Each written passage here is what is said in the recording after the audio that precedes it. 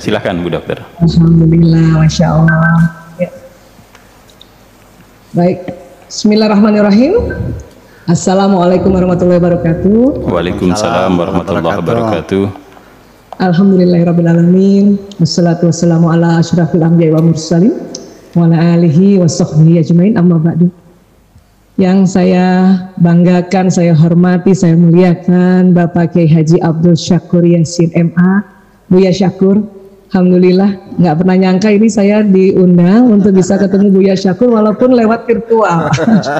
Iya. Karena Buya Syakur buat saya adalah guru kami yang luar biasa. Saya belajar tasawufnya dari Buya Syakur nih, walaupun belum ketemu ya. Iya. Masya Allah, terima kasih juga Bapak Taswirul Akbar MPD selaku moderator, Masya Allah. Sama-sama. Dan terima kasih juga Bapak Ibu, sahabat-sahabat Fillah semuanya, Alhamdulillah. Ya, sebetulnya kalau boleh memilih Buya, saya sih mau dengar Buya ngomong. Makanya saya sedikit aja ngomongnya. Jadi nanti Buya yang bicara, saya menyimaknya. Karena ini betul-betul luapan rasa bahagia, gembira, bersyukur bisa jumpa dengan Buya Syakur dan seluruh Bapak Ibu semuanya ya. Baik, kalau ditinjau dari judul laki-laki pelindung wanita atau laki-laki pemimpin wanita, jelas ya. Di surat An-Nisa ayat 34, Bismillahirrahmanirrahim, Ar-rijalu qawwamuna 'alan nisa bima faddalallah ba'dahum 'ala ba'din ya. Nah, jadi kaum laki-laki itu adalah pemimpin bagi atau pelindung kaum wanita karena Allah telah melebihkan sebagian mereka nih laki-laki atas sebagian lainnya. Ya. Nah, itu ternyata memang ya, ternyata ya. Tapi ini kan namanya juga orang peneliti ya kan. Peneliti kan yang diteliti kan ciptaan Allah, ya, sunatullah yang diteliti. Jadi ternyata memang otaknya laki-laki lebih besar sedikit dibanding perempuan. Ya, itu betul-betul loh, Masya Allah ya. Jadi kalau punten bisa kita lihat aja gambarnya dulu boleh ya. Mudah-mudahan sedikit aja gambarnya supaya nanti kita lihat, oh otak tuh ternyata begitu ya.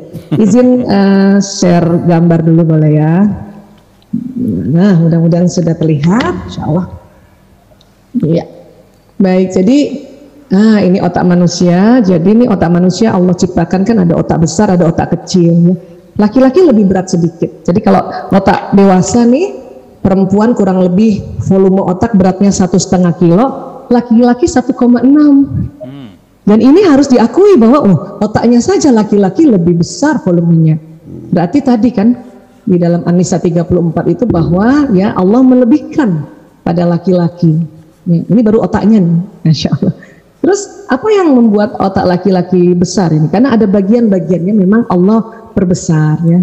Salah satunya ini kalau kita lihat otak, kalau dari samping kiri kan ada otak besar, ada otak kecil. Kalau kita belah ya, itu mohon izin punten, ini ada yang namanya hipotalamus nih. Warnanya dikasih warna merah ya, walaupun sebenarnya nggak merah. Ini ternyata laki-laki ukurannya 2,5 kali lebih lebar dari perempuan. 2,5 kali. Berarti kan itu besar banget ya sebetulnya ya. Hipotalamus di mana sih posisinya? Kalau kita lihat 3 dimensinya kurang lebih seperti ini, bentuknya kayak segitiga gitu ya. Laki-laki ada hipotalamusnya, perempuan ada hipotalamusnya, tapi laki-laki lebarnya 2,5 kali dari perempuan. Seandainya ini hipotalamusnya laki-laki, perempuan itu nggak ada setengahnya. Nah, jadi apa sih fungsi hipotalamus? Banyak sebetulnya fungsi hipotalamus. Tapi berkaitan dengan laki-laki perempuan ini, fungsi pertamanya menjaga keamanan. Ini harus diakui, tidak bisa lagi dipungkiri bahwa laki-laki lebih bagus, lebih hebat, lebih power menjaga keamanan dibanding perempuan. Ya, perempuan juga bisa menjaga keamanan, tetapi laki-laki lebih lagi karena 2,5 kali ini lebih lebar. Ya Allah. Ya.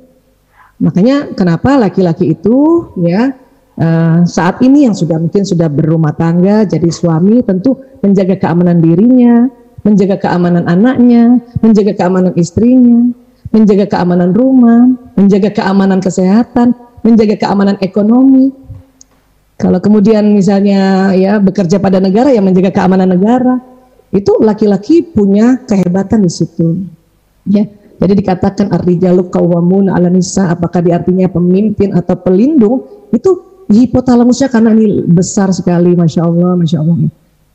Ini kalau kita nggak belajar tentang otak, ya kadang-kadang kita suka meremehkan. Masa sih kita nggak bisa jadi pemimpin? Masa sih harus laki-laki kan gitu ya? Tapi kalau kita sudah lihat ini, Masya Allah. Bahkan jangankan laki-laki dewasa, laki-laki masih kecil saja, anak kita masih kecil, ya itu kelihatan sekali menjaga keamanan. Buat bunda yang punya anak laki-laki, coba masih ingat waktu kecil, kalau kita sakit, anak laki itu yang jaga di pintu kamar. Walaupun dia punya kakak perempuan misalnya, tapi laki-laki yang jaga. Walaupun memang sambil bermain, karena otak laki-laki memang ada di otak kanannya lebih dominan lagi dibanding perempuan, dan karena itu otak imajinasi, otak kreatif, otak bermain. Ya. Nah itu memang begitu. Ya. Kemudian kalau kita lihat ya ini, Masya Allah ya. Jadi kalau ada keluarga ya seperti ini nih, bapak-bapak ini menjaga keamanan walaupun senyum-senyum gini, ini otaknya nyari tahu nih besok apalagi di mana lagi saya jemput ya rezekinya untuk anak-anakku, nafkahnya untuk anak-anakku, seperti itu ya. Makanya ini ada hadis yang Masya Allah ya, Rasulullah SAW bersabda, 1 dinar yang engkau sedekahkan kepada seorang miskin dan 1 dinar yang engkau infakkan kepada keluargamu lebih besar pahalanya yang engkau infakkan kepada keluargamu. Hadis riwayat Muslim. Saya cerita gini, mau laporan nih Bu ya. Dulu suami saya sebelum dapat hadis ini pelit. Kalau sama temennya aja ngasih, ya. Sama orang lain aja ngasih. Oh, alhamdulillah nih, langsung kirimin hadis ini baru. Oh iya ya, berarti nggak boleh pelit sama keluarga. Masya Allah, alhamdulillah ya. Nah, kemudian apa lagi? Ya ini lihat ya anak laki-laki ini beberapa contoh ya, betul-betul anak laki-laki jagain ibunya, bahkan ada di Sumatera ya, Sumatera Selatan, anak laki-laki yang tuntun ibunya ini sudah tunanetra, ini anak umur 5 tahun dia yang bawa ibunya kemana-mana, walaupun kita tahu anak laki-laki karena otak kanannya kreatif, tetap aja dia bawa buat bermain, seperti itu gitu. Terus apalagi fungsinya hipotalamus, pusat lapar dan haus, artinya kalau laki-laki 2,5 kali lebih lebar, maka memang laki-laki membutuhkan makan minum untuk energi dalam rangka menjaga keamanan. Inilah makanya istri-istri ini penting banget ya mengetahui atau menyiapkan makan pada suami, perhatikan makan minumnya, anak laki juga demikian. Bahkan dikatakan ya pantang nasihati laki-laki atau anak laki-laki dalam keadaan lapar, nggak masuk otaknya itu. Dan buat suami kalau pulang ke rumah ya setelah disambut ya setelah salam disambut, pertanyaan paling cocok itu tadi, Abi sudah makan, Ayah sudah makan, gitu ya. Walaupun sudah makan tanya aja, wah saya pakai itu Bu ya teknik kayak gini, oh tambah sayang suami itu.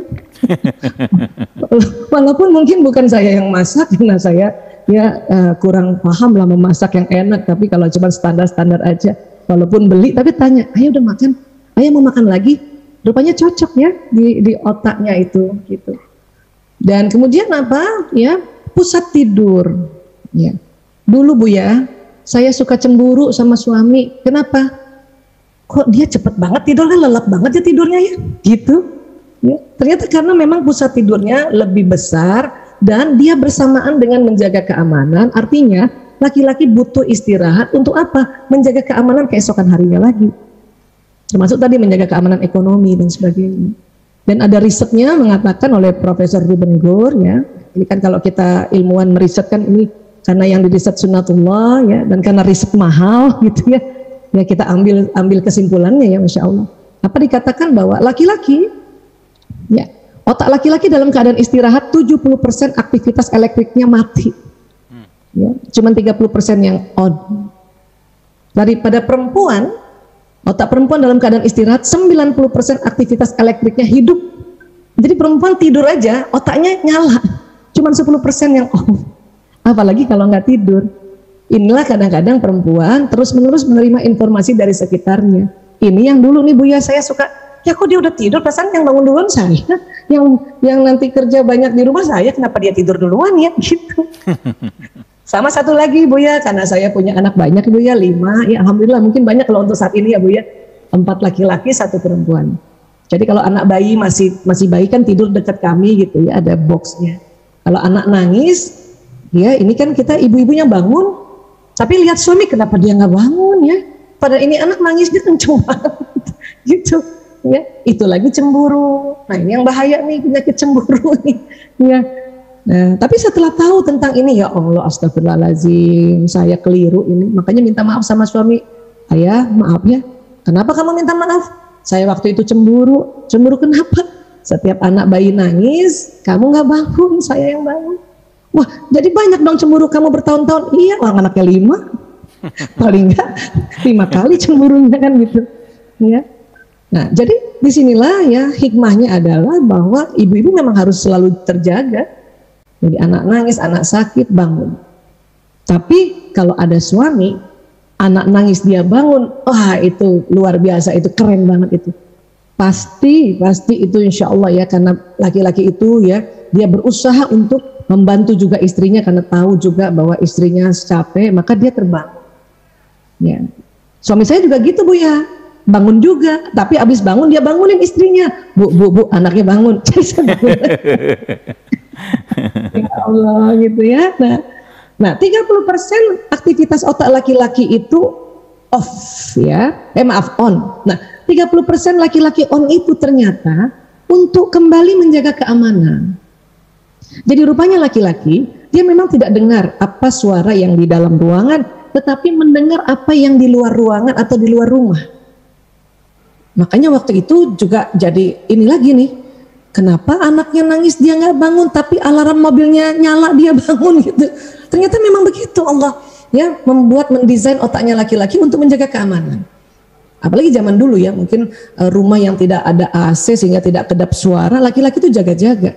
Memang dia nggak dengar anaknya nangis, tapi itu tadi ada kotak-katik di luar kamar atau di luar rumah bangun dalam rangka menjaga keamanan. Nah ini yang saya rasanya, oh ya Allah, ini betul-betul An-Nisa 34 ini, ya Allah. Terus apa lagi? Ya, nah ini kan biasanya nih bangun ibu-ibu, bapak-bapak nggak bangun gitu ya, sampai dia tuh. Nah, dan satu lagi ternyata ya, punten pusat syahwat birahi. Ya. Artinya laki-laki memang lebih besar, ya. Syahwat birahi kan ini tidak mesti buruk ya. Syahwat birahi ini kan, birahi itu adalah hasrat ya. Karena dia bersamaan juga dengan tempat mencari atau tempat menjaga keamanan, maka ini dia yang saya selalu bilang sama diri saya dan mungkin ibu-ibu gitu ya. Bu, memang hipotalamusnya suami ini kan untuk menjaga keamanan ekonomi, cari nafkah itu kan besar. Dia butuh makan, minum, istirahat cukup dan juga ya pusat syahwat birahinya besar. Maka karena dia satu tempat, maka kita istri ini kudu siap, harus siap. Kalau diminta untuk ya berhubungan intim suami istri, ini harus siap memang. Gimana caranya? Pokoknya siap, pokoknya gitu. Kenapa? Rupanya kalau laki-laki habis bekerja, mencari nafkah, apapun pekerjaannya, hipotalamusnya tegang. Dan hanya bisa atau satu-satunya yang bikin rileks itu ya, dan lebih cepat rileks ya, walaupun dengan teknik lain juga ada, adalah hubungan intim suami istri. Jadi kalau hubungan intim suami istri pada laki-laki dengan teratur, maka dia menjaga keamanannya lebih baik lagi seperti itu. Ya, inilah yang jadinya kita perempuan harus tahu. Menurut saya ya, walaupun secara selama ini tahu bahwa kita harus siap, kita tidak boleh menolak suami kalau suami minta bersama-sama ibadah seperti itu ya. Tapi setelah tahu juga seperti ini, itu makin ya Allah, ya siap-siap. Kecuali memang ada halangan seperti menstruasi atau sedang masa nifas, tapi selebihnya siap. Itulah bagaimana caranya ibu-ibu kita kudu minum madu gitu ya. Madu betulan ya, bukan madu yang lain ya. Atau makan sehat, olahraga dan sebagainya. Kenapa? Karena memang harus siap. Ya. Ini juga kenapa saya sempat juga ada tips ini Pak Taswiro, yang tadi Bapak kemukakan ya, kenapa kita kan perempuan nih Pak, memang ya kalau kita perempuan ya, karena dianggapnya suami itu sayang itu kalau banyak sekali yang harus diperhatikan ya, dipujilah, dibelailah, dihormatilah ya, dan tidak disinggung berat badannya, itu perempuan itu. Tapi laki-laki ternyata karena pusat syahwat birahinya besar, maka ya kita nggak usah macam-macam ya, kita ya itu tadi seminimal mungkin kita punya pakaian di hadapan suami kita. Itu katanya para ilmuwan. Namun kita harus tahu juga bahwa di dalam tuntunan kita tetap harus ya pakai selimut. Nah gitu. Jadi ini kan kita bisa tahu, oh kayak gini caranya, seperti itu. Ya, kurang lebih kayak begini. Kalau perempuan sebetulnya ada nggak bagian-bagian otaknya yang sedikit dilebih besarkan oleh Allah ya? Ada yang mana ini yang namanya corpus callosum. Tapi tidak sebesar luasnya hipotalamus yang lebih besarnya laki-laki. Jadi hipotalamus laki-laki 2,5 kali dari perempuan. Kalau yang corpus callosum yang di tengah ini yang menghubungkan otak kiri kanan itu ya cuman 30%. Jadi perempuan lebih lebar 30%. Nah, kalau 30% kan nggak berkali-kali kan? Ya. Nah, sebetulnya apa sih fungsi corpus callosum? Ini yang menghubungkan otak kiri kanan. Memang perempuan lebih tebal 30% dari pria. Fungsinya apa? Inilah yang membuat ya wanita mampu mengerjakan berbagai pekerjaan yang tidak saling berhubungan dalam satu waktu. Ini makanya kita begini nih, bisa begini, bisa begitu. Ya. Dan ini enaknya juga kalau seminar virtual ini, yaitu tadi ibu-ibu bisa sambil dengerin, sambil nyetrika, sambil ngomong anak, sambil masak gitu. Ya, jadi inilah yang membuat kita oh kayak gini. Dan fungsi kita corpus callosum lebih lebar ini yang fungsi untuk ya mengatur rumah tangga sebagai pelaksana di rumah ya. Nah, kalau laki-laki lebih tipis ya, istilahnya lebih kecil, sehingga apa yang menjadi dampak dari lebih kecil pada pria ya. Jadi ini kan kalau di luar negeri orang-orang sudah mulai sadar ya bahwa ya itu tadi kalau kita kerja bawa anak tuh nggak apa-apa, nggak masalah gitu. Karena mereka duluan ya, riset itu kan tahun 99, jadi mereka sudah duluan. Kalau di Indonesia baru masuk 2006 ya. Dan kemudian kalau laki-laki ini dikatakan corpus callosumnya lebih tipis ya, lebih kecil sedikit atau lebih ya bukan lebar ya 30%, itu membuat otak laki-laki itu Allah ternyata buat untuk pekerjaan khusus. Ya, pada saat laki-laki fokus pada pekerjaan di depannya, setelah 10 menit ke atas otaknya konsentrasi dan pendengarannya menurun. Ini yang menyebabkan laki-laki ya hanya dapat mengerjakan satu pekerjaan dalam satu waktu. Tapi itu tadi laki-laki kalau mengerjakan sesuatu selesai tuntas ya. Jadi contoh ini slide terakhir ya, bahwa ketika pria membaca koran, baca buku, pegang gadget, nonton TV, pria tidak mendengar apa yang dikatakan wanita. Dan itu bukan sengaja. Kenapa? Karena sudah di atas 10 menit ya, karena corpus callosum tipis, otaknya konsentrasi, pendengarannya menurun. Ini lagi yang kadang-kadang kita belum tahu, saya termasuk saya Bu ya. Kami memang suami istri dokter, tapi baru tahu bahwa otaknya tipis itu baru tahun 2006. Kami menikah 92. Jadi kalau panggil suami gitu kan, ayah. Baru nengok. Ya, tadinya saya pikir ini kenapa sih nggak peduli banget. Dan suami juga suka heran, kenapa sih kalau kamu manggil marah? Saya bilang, tadi saya masih cantik manggilnya, tapi panggilan pertama dan kedua. Cuman karena nggak nengok, naik ini 1 oktav gitu. Nah, makanya baru sekarang ngerti, oh ya Allah, ternyata bukan begitu caranya. Lebih baik ya, panggil suami dengan baik, dengan cara dicolek, ayah. Atau kalau kita misalnya tahu suami kita sedang konsentrasi ya, kemudian kita mau kasih informasi, kalau cuma sambil lalu itu tidak dengar, bukan karena sengaja, memang karena konsentrasi. Makanya perlu colek dulu, ayah punten ayah, maaf ya, makanan udah siap. Oke, nah kayak gitu. Nah, jadi saya merasa bahwa oh ya Allah, apa yang Allah sampaikan itu dalam firman-Nya itu benar adanya, dan dengan kita tahu seperti ini ya Allah ya. Makanya minta maaf terus sama suami ini. Jadi kurang lebih seperti ini, dan saya betul-betul ingin mendengarkan Buya untuk ya memberikan tausiah pada kita ya. Baik, terima kasih, kurang lebih seperti ini. Wabillahi taufiq wal hidayah, wallahu a'lam bishawab. Assalamualaikum warahmatullahi wabarakatuh. Saya kembalikan kepada Pak Taswiru. Waalaikumsalam warahmatullahi wabarakatuh. Luar biasa, terima kasih. Demikian tadi sudah kita dengarkan bagaimana pemaparan Dr. Haji Aisyah Dahlan tentang laki-laki pelindung wanita, tinjauan neuroscience, dan tadi menarik garis kalimat besar dari firman Allah, ar-rijalu qawwamuna 'alan nisa, dan ternyata beliau hanya menarik dari satu bentuk sisi otak, hipotalamus itu saja. Sudah luar biasa, di mana fungsi otak itu pada bagian hipotalamus adalah menjaga keamanan, pusat lapar dan haus, kemudian pusat tidur, dan juga pusat syahwat birahi. Nah, sekarang kita ke Buya Syakur untuk dengan tema yang sama, yakni laki-laki pelindung wanita, tinjauan neuroscience. Silakan Buya.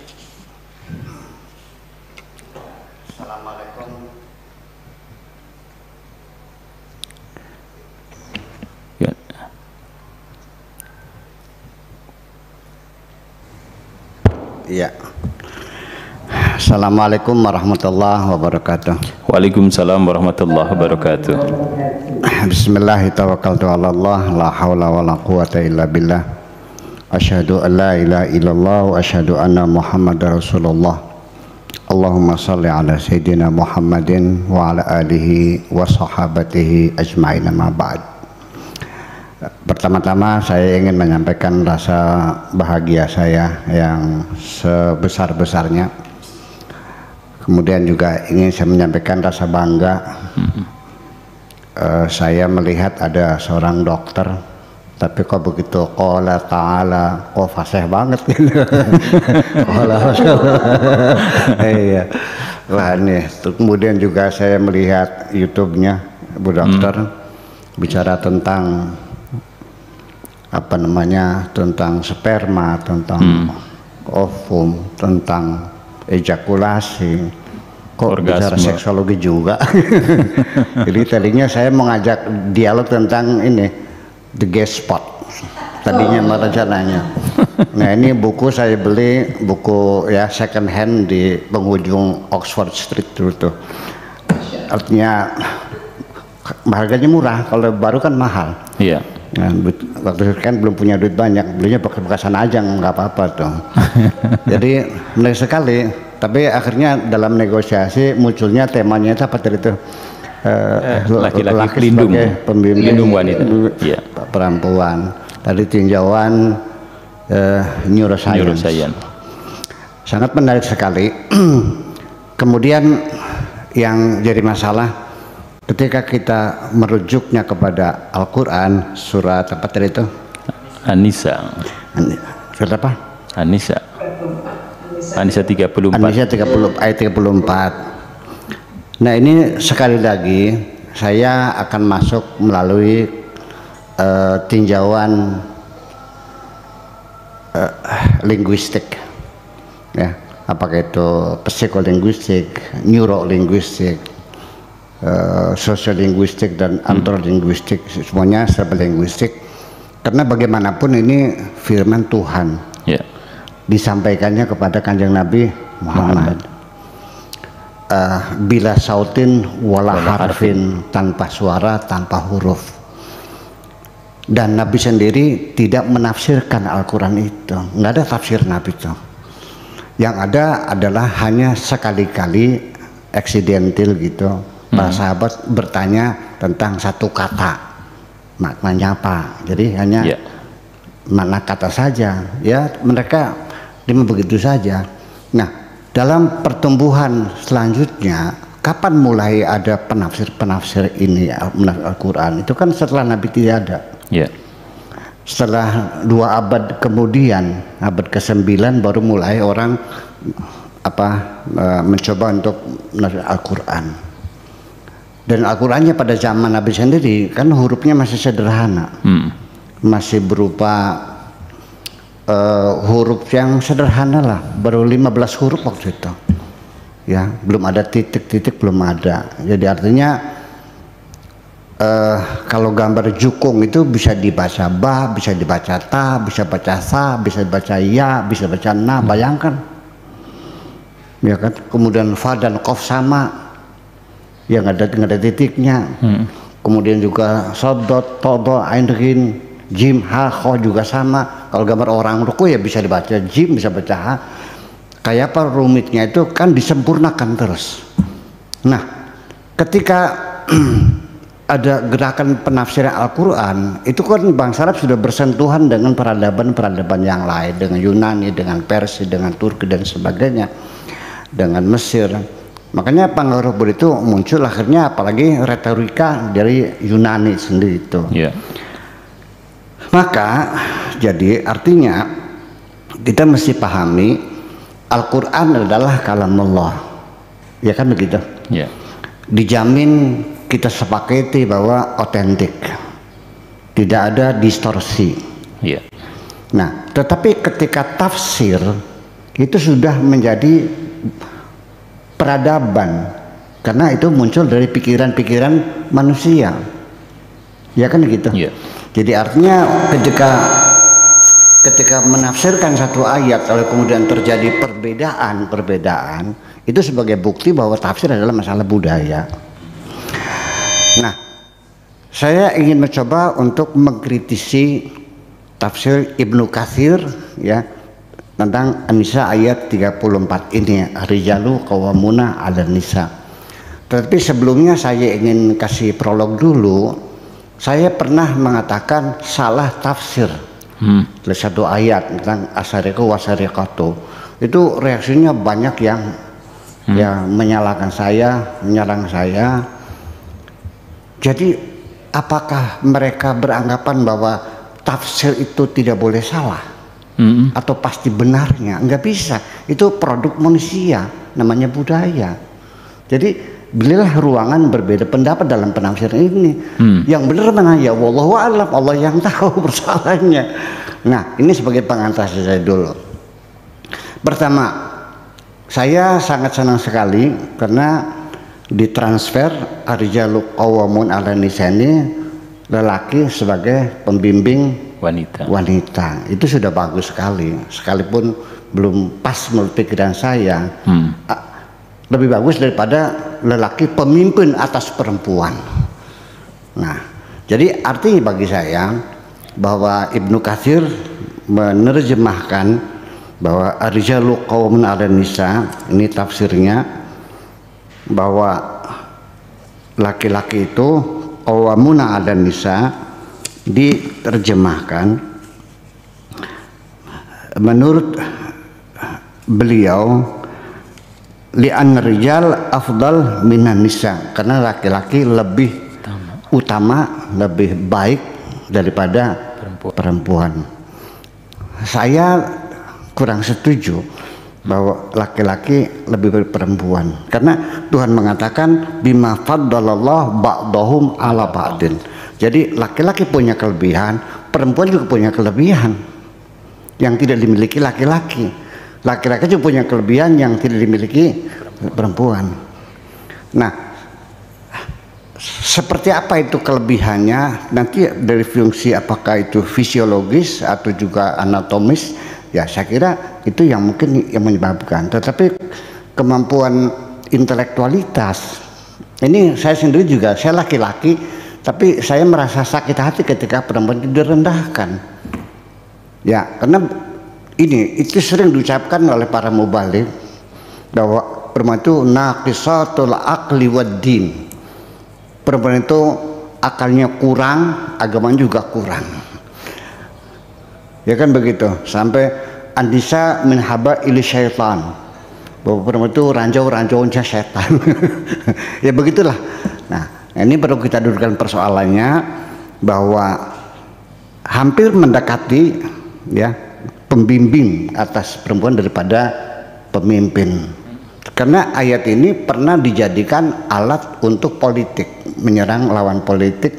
Ketika saya mendukung calon bupati Indramayu perempuan namanya Ibu Ana Sopana, ini para kiainya menyerang saya dengan dalil ini ar-rijalu qawwamuna 'alan nisa, karena qawwam di sini diartikannya pemimpin. Dan ini dalam tafsirnya ada. Di dalam tafsirnya ada ar-rijal, itu ar-rajul, itu kata siapa? Kata Ibnu Katsir qiyamun.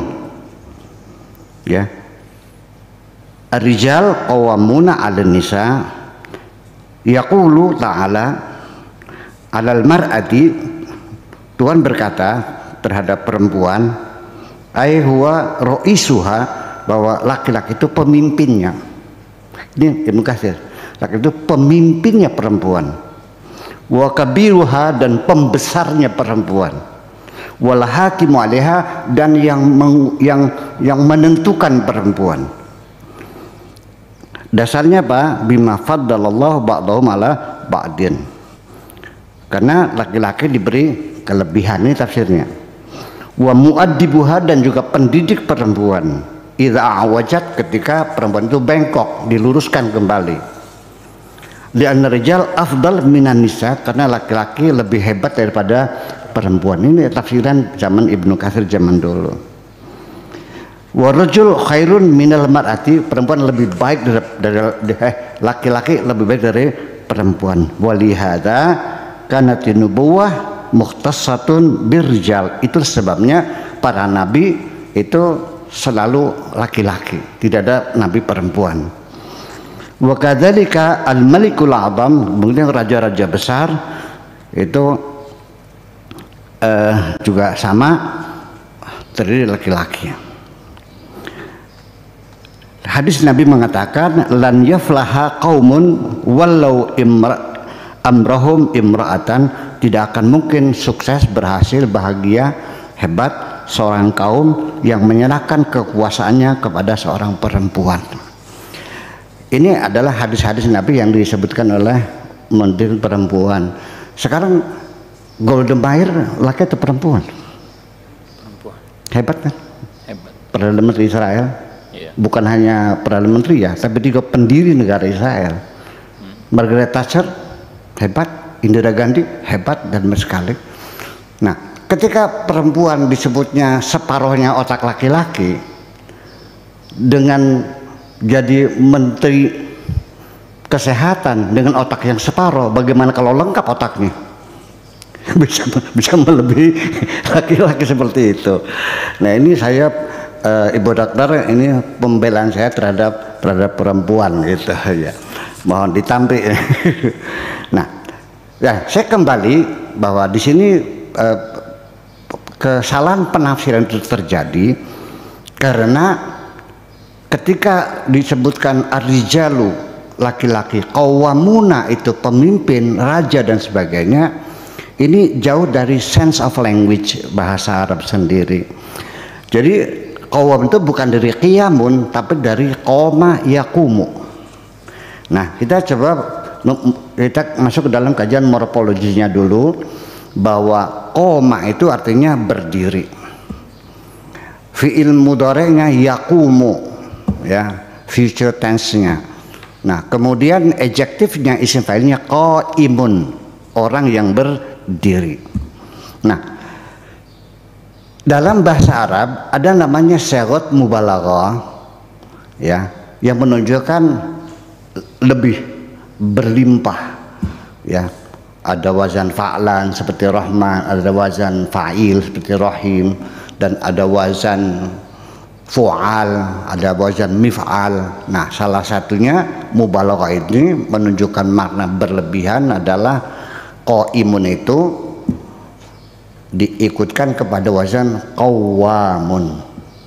Qawwamun artinya yang selalu berdiri, yang terus-terusan berdiri. Nah, kemudian qawwamun ini sebagai singular, pluralnya adalah dalam bentuk jamak mudzakkar salim ditambah wawu dan nun menjadi qawwamuna. Nah, makna qaimun itu apa dalam bahasa Arab? Umpamanya terjadi seorang gubernur, ya kan, sedang berhalangan, sedang sakit, yang mewakilinya itu adalah wakil gubernur. Ketika membuat surat keputusan SK atau apapun urusannya, maka tetap yang menandatangani namanya gubernur ya Jakarta, tetapi ada tulisan A.I, itu ad interim. Nah, itu namanya al-qaim. Jadi laki-laki itu kepemimpinannya terhadap perempuan itu adalah ad interim, bukan bawaan aslinya. Nah, sehingga status laki-laki sebagai kepala rumah tangga itu bukan berdasarkan kepada keputusan-keputusan Tuhan, tetapi merupakan nilai budaya yang bersifat universal. Dimanapun namanya suami adalah kepala rumah tangga. Saya kira seperti itu. Kemudian lagi, ayat ini adalah bukan ayat politik dalam artian memimpin bangsa, tapi memimpin rumah tangga. Kenapa demikian? Ayat berikutnya bima faddalallahu ba'dhum 'ala ba'din wa bima anfaqu min amwalihim, memberi belanja. Kalau presiden, bupati bukan membelanja rakyatnya, Berarti ini ayat rumah tangga, bukan ayat politik. Jadi ditarik ke wilayah politik, mengharamkan perempuan jadi bupati, perempuan jadi presiden. Ini kan para menafsirkan semacam itu kan berarti kan kepentingan. Dan memang Bu Dokter, bahwa Al-Quran sendiri ketika ditafsirkan oleh para ulama itu tidak lepas ikut bermain kepentingan-kepentingan, aliran-aliran, golongan, keyakinan Mu'tazilah menafsir Al-Quran ya disesuaikan dengan stream lain ideologi mereka. Syiah juga sama menafsirkannya, maka disitulah terjadi perbedaan pendapat semacam itu. Jadi kemudian lagi beberapa ayat berikutnya perlu dikritisi juga, bahwa wabima satu, jadi kepemimpinan atau siapa yang menjadi kepala rumah tangga itu, jadi kaum manusia menjadi kepala rumah tangga itu tidak mutlak berdasarkan kejantanannya, kelelakiannya, tetapi adalah fungsi sosialnya. Dasarnya apa? Satu persyaratannya, dia sah menjadi pemimpin, sah menjadi pembimbing. Pertama, bima fadallah ba'dhum ala ba'din, ketika dia punya kelebihan. Kalau suaminya lumpuh, siapa yang memimpin? Ya istrinya dong. Stroke suaminya kok, ya kan? Atau suaminya disabilitas, ya, cacat. Kemudian yang kedua adalah wabima anfaqu min amwalihim, kedua sebagai penyandang dana. Nah kalau suaminya nganggur, kemudian lumpuh, siapa yang kepala rumah tangga yang memimpin? Ya istrinya dong. Jadi tidak mutlak kepemimpinan laki-laki di atas perempuan itu serta-merta karena dia lelaki, tetapi pertama karena dia punya kelebihan. Kita mencari pemimpin juga pemimpin yang terbaik yang punya kelebihan di atas kita dong, ya kan begitu.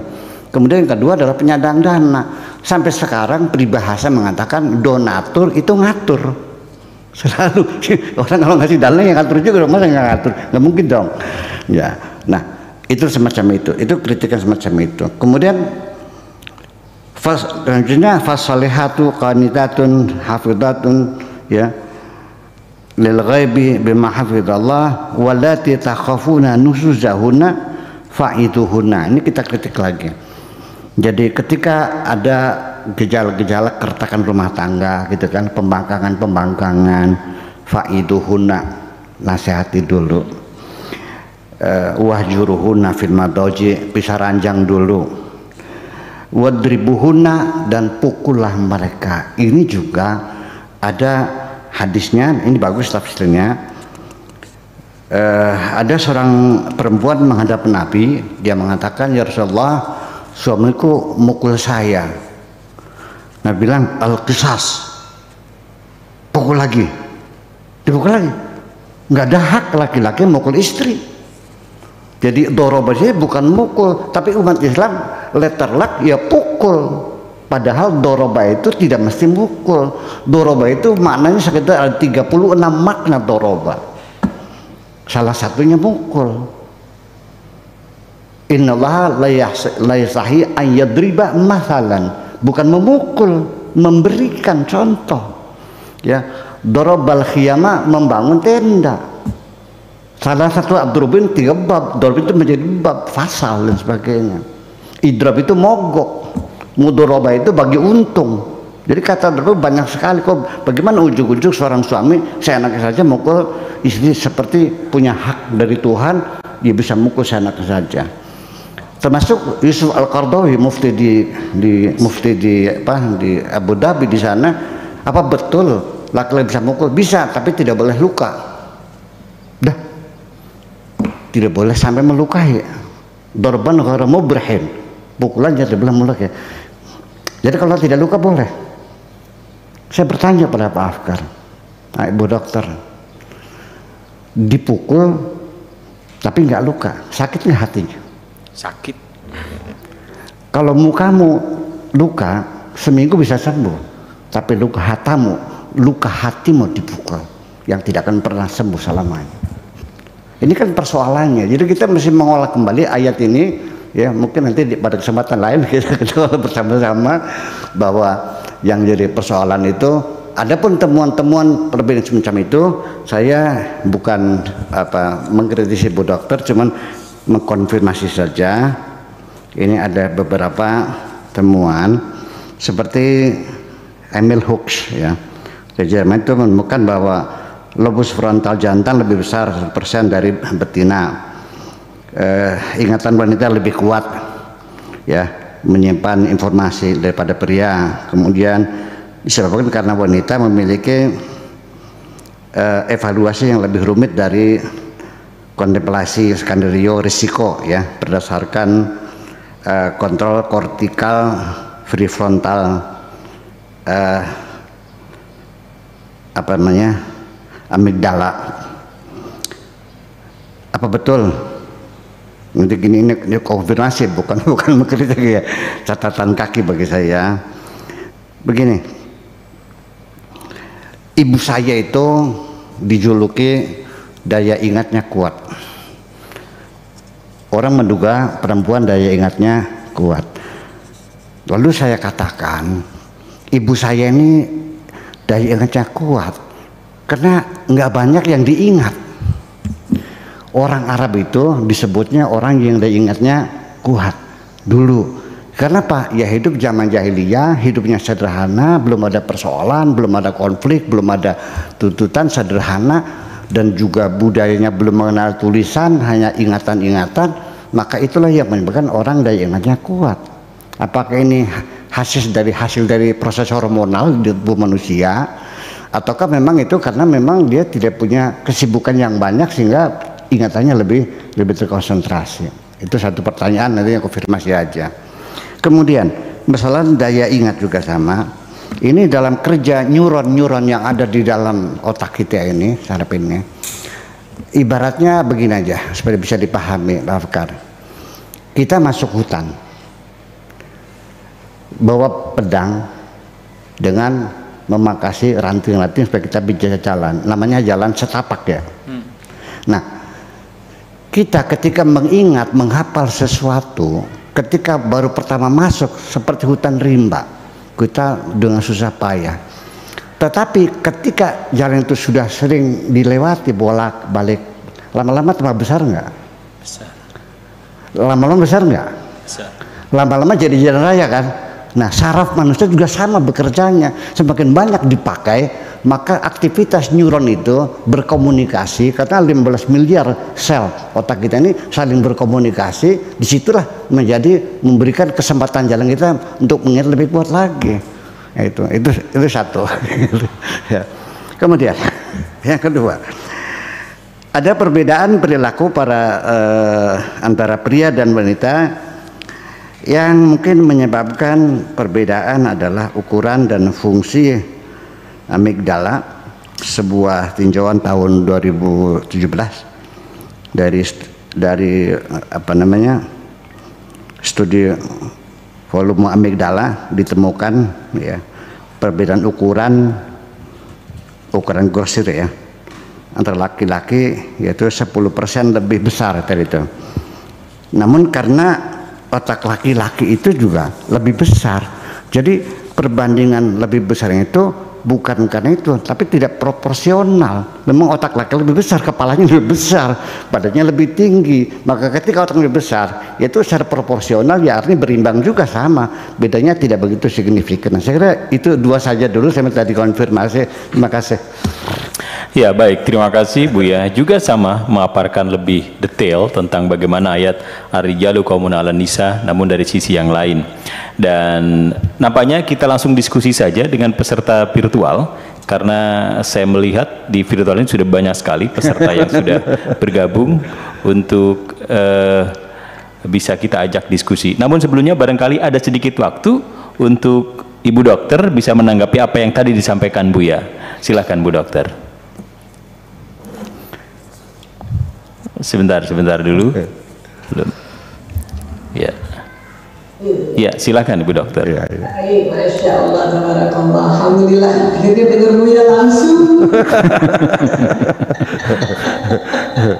Ini harus ketemu kalau kayak gitu. Boleh. Masya Allah, iya. Baik, jazakallah khairan katsiran Bu ya. Memang tadi saya mengikuti dengan cermat betul-betul ya, karena banyak sekali itu An-Nisa 34 itu dipolitisir memang. Iya, betul. Nah, padahal sebetulnya kalau tadi kita dengan bahwa dengan riset-riset ilmuwan ini itu udah pas banget bahwa memang laki-laki ya, kalau tadi Buya analogikan sebagai AI tadi ya, memang pelindung. Iya. Juga di belakang itu kan melindungi. Iya. Bukan pemimpin, bukan. Itu, makanya judulnya kan laki-laki pelindung wanita. Iya.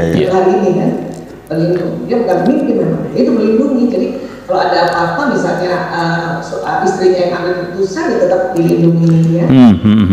Adapun tadi bahwa logos kontraris laki-laki lebih besar sedikit itu yang tadi dari awal kita sudah sama-sama bicarakan bahwa pada umumnya ya, sekali lagi pada umumnya karena ada kondisi-kondisi yang memang lebih khusus yang mungkin otaknya ukurannya kecil dan sebagainya, memang laki-laki dewasa itu 100 gram lebih berat daripada otak perempuan itu karena tadi ada amigdalanya yang lebih besar 10%, otak lebih 2,5 kali gitu ya, dan juga otot badannya ya sebagaimana mungkin gajah itu kan otaknya lebih berat juga dari kita tuh, ada 3 kilo tuh beratnya karena bodinya. Jadi tadi analisa dari Buya itu tepat sekali bahwa memang laki-laki karena memang badannya besar dan pengaruh testosteron juga, maka komposisi otaknya lebih besar ya, dan juga tentu ternyata ditemukan fungsi-fungsi yang betul-betul tadi dikatakan di An-Nisa 34 ya, bahwa Allah melebihkan dari sebagian dengan bagian lain gitu ya. Dan kalau tadi saya melihatnya begini, berarti saya merasa gembira banget Ibu ya ngomong seperti ini supaya ibu-ibu juga yang lain juga mungkin bapak-bapak yang lain gitu ya. Jangan semena-mena sama perempuan gitu. Yeay, karena saya ngomong tadi sakit tampak Ibu Aisyah perempuan, tapi kalau yang bicara seorang Buya yang notabene seorang pria laki-laki dan menyatakan bahwa kalau diartikan pemimpin akhirnya nanti bisa dipolitisir, maka saya paling setuju tuh kalau diartikan pelindung. Iyalah. Ya melindungi kan namanya ya. Nah, adapun kemudian tadi dikatakan bahwa daya ingat itu betul Bu ya, bahwa neuron ini kalau direpetisi, diulang-ulang, itu jadi kita makin ingat, makin ingat ya. Perempuan memang sering begini Bu ya, memang kita fenomena perempuan ya. Katanya ahli sejarah perempuan ini Bu ya. Jadi kalau kita ada masalah nih ya sama suami, terus kita protes, kita bilang tadi aku gak suka kamu gini, tak udah enak tuh udah ngomong ya. 3 bulan ngomong lagi dengan peristiwa Iya. Ya, itu karena itu tadi salah satunya antaranya itu tadi repetisi terus dan selain dari neuron koneksinya mungkin dari hormonalnya. Perempuan pada saat progesteronnya melandai gitu ya, dia ada sedikit secara pikiran dan perasaan atau secara emosi turun gitu dia, jadi galau. Dan karena perempuan otak bicaranya nih Bu ya, kalau kata Dr. Luan Bizari di University California San Francisco, otak bicara perempuan ini Allah taruh di belahan kiri dan kanan gitu. Ya, laki-laki otak bicaranya cuma di bagian kiri, makanya jumlahnya perempuan banyak. Ada yang menghitung-hitung ya, ada sekitar 20.000 lah katanya. Paling sedikit perempuan ngomong 16.000 Bu ya. Iya. Karena itulah, karena potensi bicaranya banyak, kemudian perempuan itu rupanya kalau dia tidak dibicarakan maka makin galau. Karena ada riset mengatakan perempuan minimal dalam sehari 16.000 kata dia bicara. Kalau kurang dari 16.000 tidur malamnya tidak nyenyak. Itulah makanya perempuan diomongin lagi gitu. Dan kemudian seandainya yang tadi Buya bilang bahwa mungkin yang dipikirin atau yang dikerjakannya sedikit gitu. Iya. Apalagi pandemi. Ya kan, pandemi yang biasanya kita bisa ngobrol keluar gitu, lagi ikut ta'lim, tapi sekarang nggak bisa. Makanya kita ulang lagi tadi peristiwanya, diulangin. Tapi buat perempuan ternyata kalau kita ngomong itu udah tenang dan nggak butuh solusi. Yang penting diomongin aja. Iya. Dan laki-laki suka heran, kamu kayaknya 3 bulan lalu udah ngomong ini, kamu katanya nggak suka sama saya karena kalau saya WA kalau kamu WA saya nggak balas, misalnya kata suami gitu, kenapa kamu omongin lagi, kan udah. Itu tahun depan bisa diulang lagi loh Bu ya. Iya. Ya, jadi, nah padahal memang perempuan ini kalau udah ngomong dia tenang, itu aja sebetulnya. Dan sementara laki-laki karena tadi wujud perlindungan dan bertanggung jawab karena hipotalamus yang besar, amigdala yang besar, laki-laki nggak tega kalau dengar istrinya curhat, makanya selalu ingin kasih solusi. Pas kasih solusi, kita kata perempuan, bukan gitu ayah. Contoh gini ya, ayah aku sakit kepala, terus kata suami, minum obat. Terus karena udah minum obat, saya marah tuh. Minum obat apaan lagi, semua obat udah aku minum. Terus kata suami, lah katanya sakit kepala. Jadi ini sering seperti ini bolak-balik perdebatannya, karena kalau kita nggak taklim seperti ini kan kita akhirnya nggak ngerti gitu, nggak tahu, jadi akhirnya berlara diri sendiri, akhirnya muncul penyakit hati itu gitu ya. Jadi luar biasa, jazakallah khairan kasiran lagi ya Buya ya, pokoknya ye, dibelain Buya. Alhamdulillah ya, karena ini luar biasa ya, kapan lagi bisa jumpa langsung dengan seseorang yang saya anggap mumpuni secara ilmu dan juga secara tasawufnya, Masya Allah. Iya, jadi kurang lebih seperti itu, barangkali nanti bisa diperdalam dengan kita ngobrol-ngobrol kembali ya. Baik. Ada lagi satu catatan kaki untuk Ibu Dokter, tapi jangan direspon dulu, kita langsung ke virtual aja. Jadi ini pada tahun 2012 juga ada penelitian bahwa beda dalam proses emosi lelaki cenderung memiliki reaksi kuat terhadap rangsangan yang mengancam, dan laki-laki bereaksi lebih banyak dengan kekerasan fisik, sehingga tadi sebagai pelindung, makanya jadi sebagai pelindung. Ya, tetapi coba kita lihat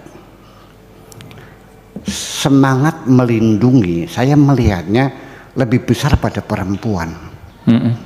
Coba binatang-binatang, kayak apa galaknya macan betina ketika melindungi anak-anaknya.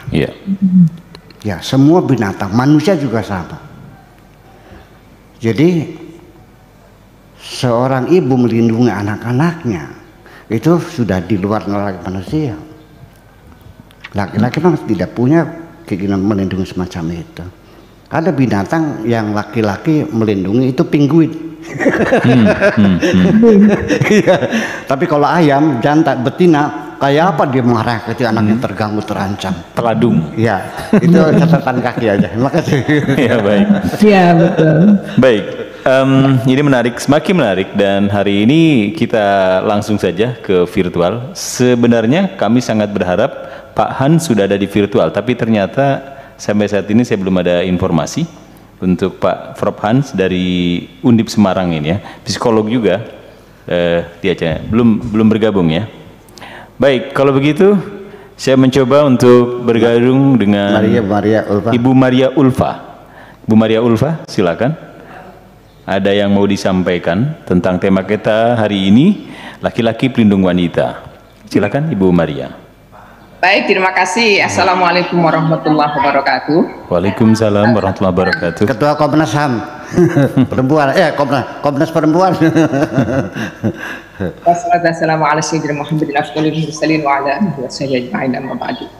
Ya, pertama-tama dengan rasa syukur dan bangga, alhamdulillah saya bisa silaturahim virtual dengan Buya. Jadi ini mohon maaf Buya yang mendahului mengontak saya, padahal saya sudah lama ingin sekali bersilaturahim karena beberapa kali pulang ke kampung halaman tempat ibu saya, itu kebetulan sekampung sama Buya Syakur, jadi saya selalu tergesa-gesa jadi tidak sempat silaturahim.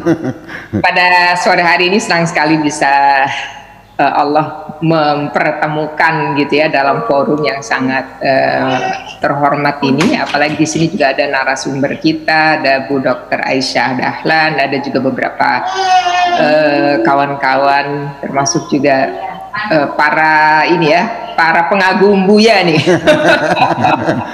Ya, ada dua hal Buya. Yang pertama tadi terkait dengan apa yang disampaikan Buya terhadap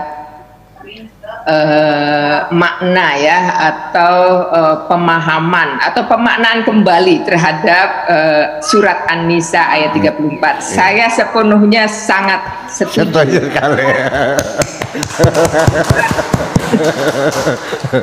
Artinya saya terkonfirmasi gitu ya dengan apa yang disampaikan Buya, karena saya mungkin selama ini juga sudah sering mengatakan bahwa kata-kata ar-rijalu qawwamuna 'alan nisa itu bukan ayat untuk pemimpin publik, tetapi dalam sejarahnya ayat ini adalah ayat untuk kepemimpinan laki-laki dan perempuan di dalam rumah tangga. Itu pun dengan syarat gitu kan. Ketika kita membaca ayat ini secara lengkap, ada persyaratan ternyata. Di situ jelas ada kata-kata di awal disebutkan ar-rijalu. Ada kata-kata al yang sifatnya makrifah, jelas gitu. Laki-laki tertentu. Apa yang dimaksud tertentu itu? Di antaranya tadi dalam ayat berikutnya disebutkan bahwa ada syarat gitu di situ. Ternyata Buya menyampaikan ada syarat, 2 syarat. Jadi ini yang saya kira memang selama ini kita abai. Mohon maaf. Saya selalu mengatakan bahwa laki-laki menjadi pemimpin di rumah tangga itu pun dengan syarat gitu. Betapa keadilan Allah itu sangat luar biasa. Yang pertama adalah Allah memberikan kelebihan kepada antara satu dengan yang lain. Itu bukan berarti kelebihan hanya milik laki-laki. Iya, betul. Juga di dalam rumah tangga memiliki kelebihan, kan? Jadi di sini saya kira kesetaraan yang sudah diberikan oleh Allah, relasi dan kelebihan yang diberikan oleh Allah ini harus diakui bahwa laki-laki dan perempuan di dalam rumah tangga pun masing-masing punya kelebihan yang harus dipelihara, saya kira. Harus dihormati, harus dihargai. Lalu syarat yang kedua sangat penting ini Buya. Syarat yang disampaikan Buya itu sebagai penyandang dana. Iya dong. Donatur ngatur. Betul sekali. Jadi situasinya kalau kita melihat di latar belakang atau dalam bahasa kami menyebutnya sebagai sosiohistoris ketika ayat itu diturunkan, situasi sosial di masa Rasulullah itu sepenuhnya laki-laki yang bertanggung jawab untuk memberikan pemenuhan kebutuhan kehidupan ya, termasuk juga di dalam rumah tangga. Tetapi dalam konteks hari ini, saya sekaligus mau nanya nih sama Buya, dalam konteks hari ini di mana banyak sekali justru perempuan yang lebih dari sisi kesempatan kerja misalnya, apalagi di dalam situasi krisis misalnya, itu banyak sekali laki-laki di PHK. Banyak sekali juga gitu ya perempuan yang memiliki posisi-posisi strategis yang gajinya lebih besar dibanding suaminya. Kalau kita melihatnya hitam putih gitu ya, bahwa pada aspek material gitu, artinya kan perempuan bisa lebih besar. Nah, termasuk juga pada aspek yang pada situasi di kampung saya, di kampungnya Buya juga, di mana TKI itu lebih banyak adalah perempuan. Dia uangnya lebih banyak daripada suaminya gitu ya, karena penghasilannya lebih tetap. Tetapi tragis saya kira, karena ada konstruksi budaya yang memaksakan tadi bahwa laki-laki seolah-olah ya laki-laki menjadi pemimpin dalam situasi apapun, termasuk juga dalam kondisi yang tadi disebutkan Buya invalid pun juga laki-laki tetap diakui sebagai pemimpin. Nah, dalam konteks ini saya mohon juga pengarahan sekaligus masukan dari Buya, bagaimana kita menjawab gitu ya. Menjawab dalam arti begini, kita ingin menjembatani bahwa Al-Quran ini sesuatu yang hidup. Artinya pemaknaannya juga pemaknaan yang hidup, karena Al-Quran sebagai pedoman hidup kita itu kan tidak hanya di hari ini atau di 100 tahun yang lalu atau bahkan di masa Rasul, tetapi kehidupan manusia itu kan dalam jangka panjang.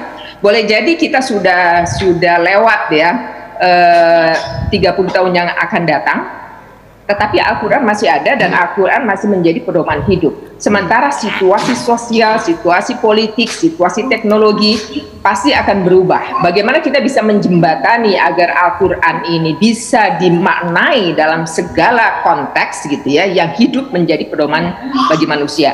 Itu pertanyaan saya kepada Buya, mohon ini, karena ini kan kita ingin sepanjang mungkin ya Al-Quran ini jadi pedoman hidup kita, sampai akhir hayat kita jadi pedoman hidup kita, tetapi ada situasi yang boleh jadi hari ini seperti ini, tapi 5 tahun yang akan datang atau 10 tahun yang akan datang ada situasi yang berubah, yang membutuhkan pemaknaan kembali disesuaikan dengan konteksnya.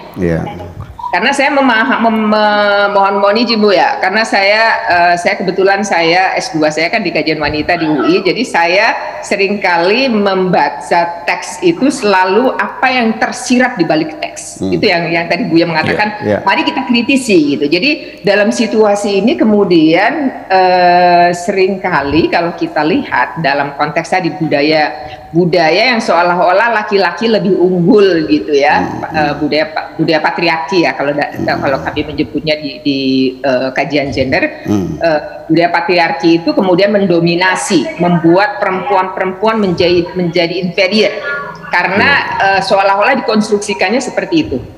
Itu Bu ya, jadi mohon tadi bagaimana kita menjembatani antara teks dengan konteks.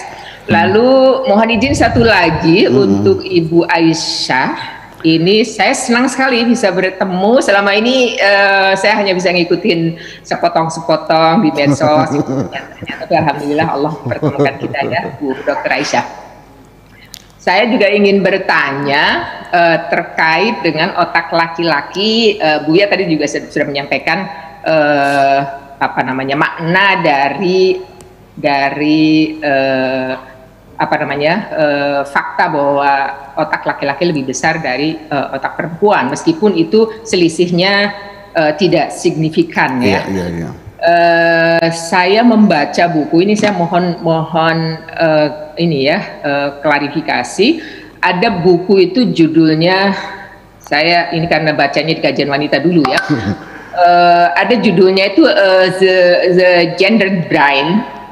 Di situ disebutkan bahwa memang laki-laki otaknya lebih besar ya. Jadi ada menyebutnya 10% lebih besar dibanding dengan otak perempuan gitu. Jadi secara rata-rata otak wanita lebih kecil, sekitar 10% jika dibandingkan dengan laki-laki. Nah, ini yang kemudian diasumsikan bahwa otak yang besar itu dimaknai lebih pintar, lebih cerdas, lebih menguasai banyak hal gitu ya.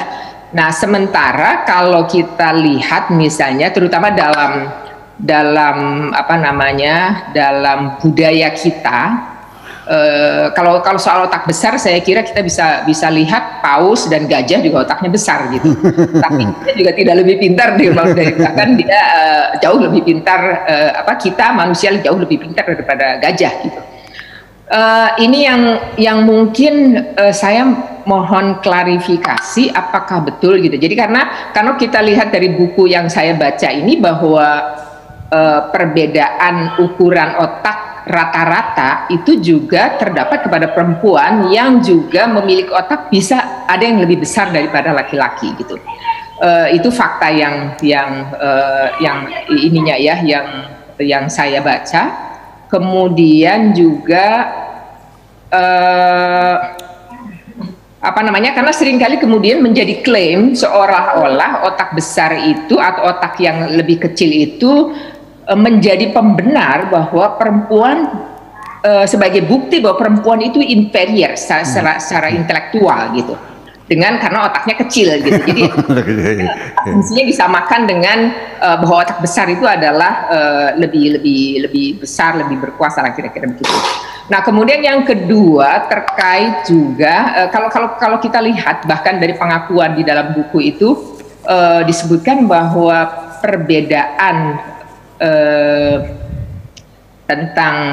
tentang respon ya, bahwa dia lebih cerdas tidak cerdas itu sebenarnya dari konstruksi juga gitu, dari konstruksi di mana seseorang itu tinggal, di mana bayi itu dilahirkan. Jadi misalnya kita dari kecil gitu ya, bayi lahir pertanyaannya laki-laki apa perempuan gitu. Begitu perempuan bajunya pink, begitu dikasih tahu laki-laki, oh bajunya bajunya yang warna-warna biru gitu, warna-warna dianggap itu warna saja punya kelamin gitu.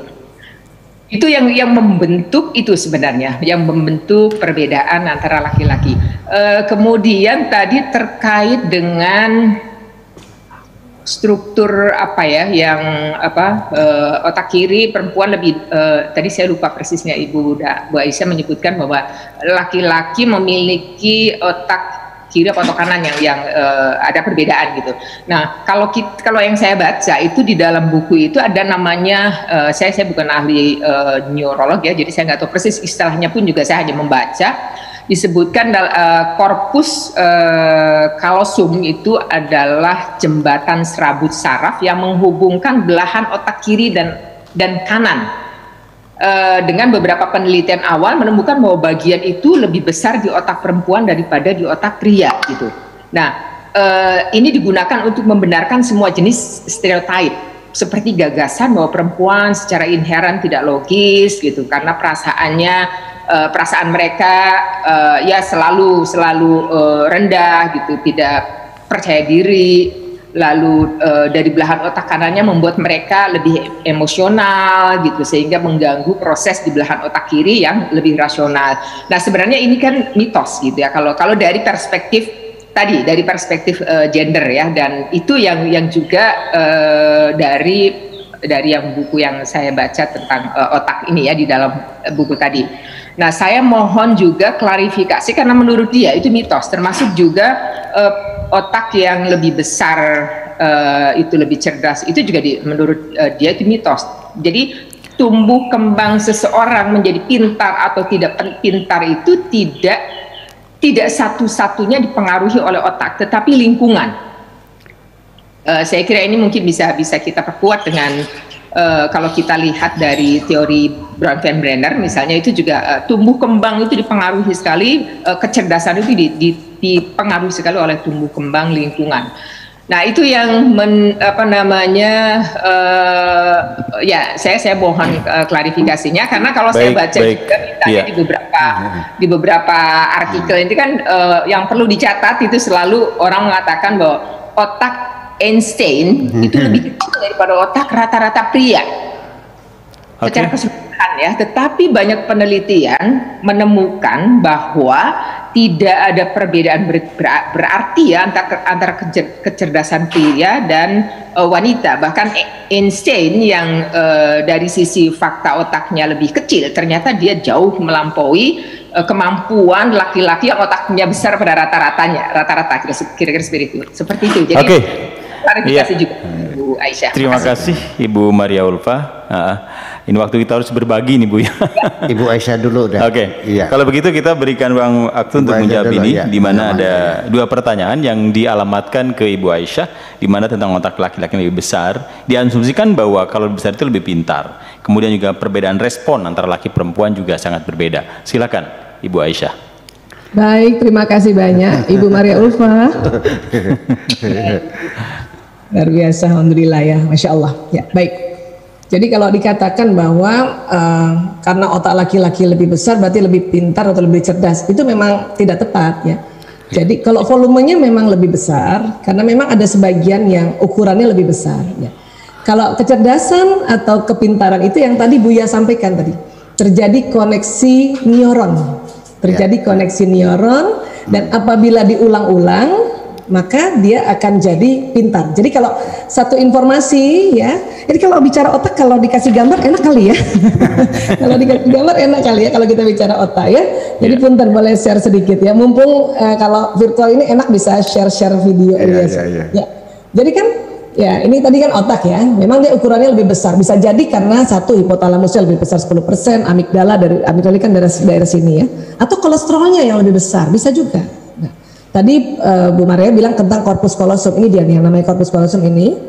Ya, Allah mendesainnya ya, karena dari kita secara empirik atau secara kita rasakan ya, memang kita punya korpus kolosum itu lebih besar dan itu dikatakan 30%. Jadi antara otak kiri dan kanan memang tersambungnya di korpus kolosum. Itu memang kalau perempuan lebih lebar 30%, maka antara otak kiri kanannya perempuan itu lebih banyak sambungannya. Makanya perempuan itu dengan mudah bisa mengerjakan lebih dari satu pekerjaan dalam satu waktu. Itu lagi barangkali perannya perempuan. Makanya di rumah Mas bisa lah. Tadi yang ada beberapa contoh gitu ya.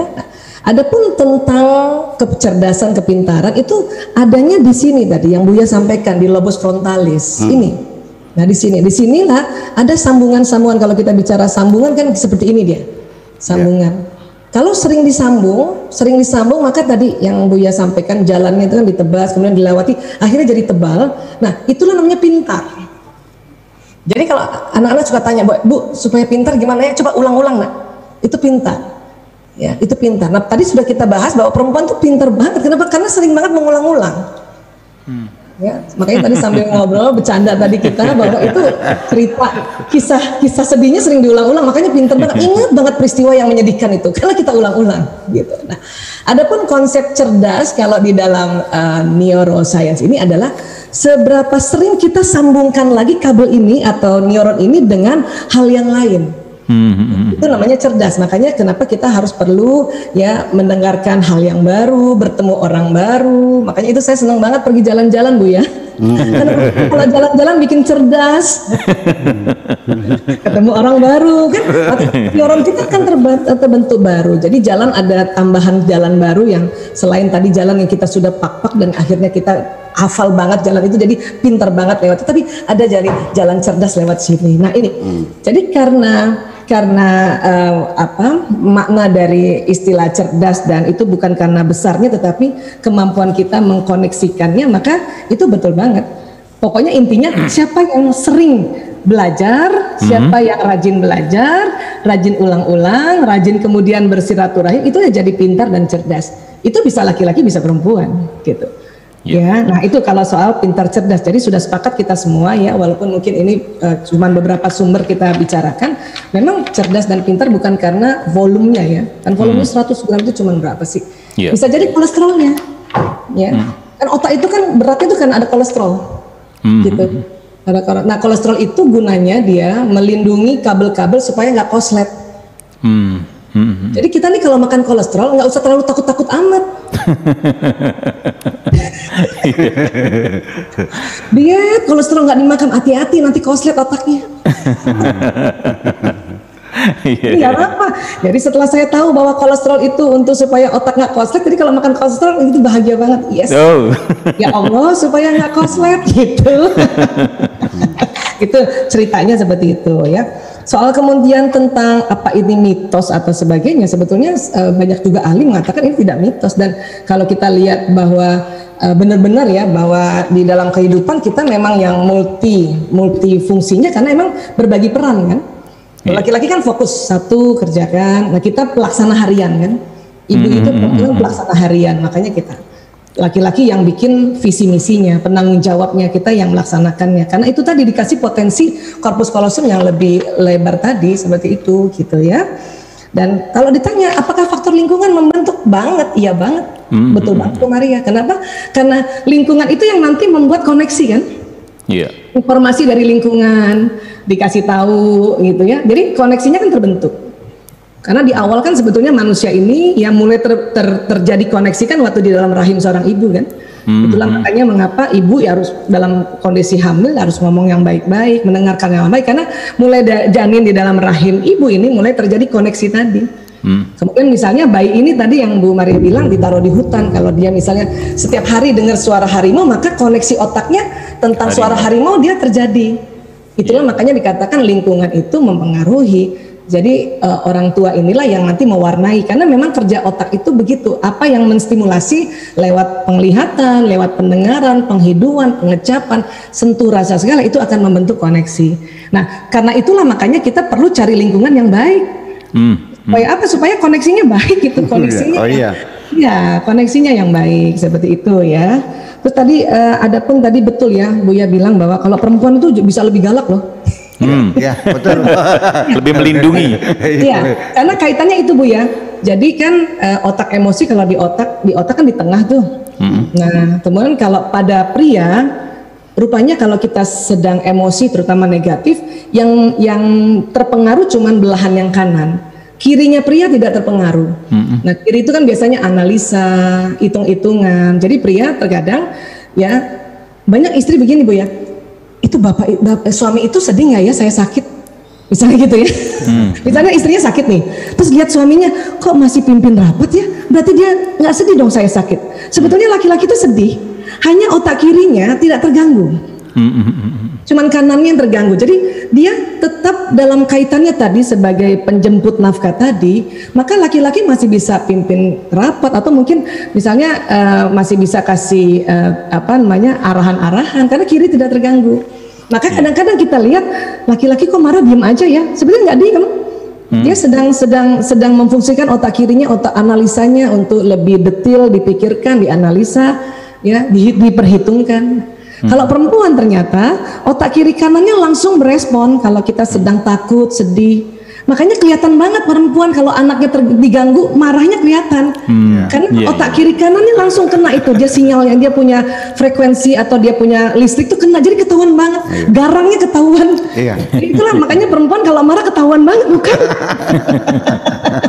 Jadi ini juga yang membuat buat saya pribadi bahwa saya harus stop untuk mengatakan bahwa laki-laki nggak ada perasaan. Ternyata ada, cuman kirinya tidak terganggu pada saat dia sedang sedih, marah, khawatir. Ya. Tapi karena yang bagian kanan yang terganggunya lubangnya besar, katakanlah area yang terkena imbas dari emosi itu. Jadi kalau laki-laki marah banget, nah barulah dia membentak, memukul atau berteriak. Jadi kalau ada marah banget karena lubang itu rupanya cuma kanan tapi besar gitu. Kalau ini dari susunan kayak gitu ya. Kalau perempuan marah banget Bu ya, diam, nggak mau ngomong, kaku. Jadi suami saya tahu tuh, saya kapan marahnya setengah-setengah sama marah banget. Kalau kita udah diem nggak mau ngomong itu berarti istri saya marah banget. Kenapa? Karena yang kena kiri kanan, walaupun kiri kanan untungnya area yang kena itu kecil-kecil lubangnya, kecil-kecil dia. Sehingga perempuan masih bisa bekerja tapi kelihatan banget sedihnya perempuan, marahnya. Jadi artinya semuanya ini semua pas banget semuanya ya.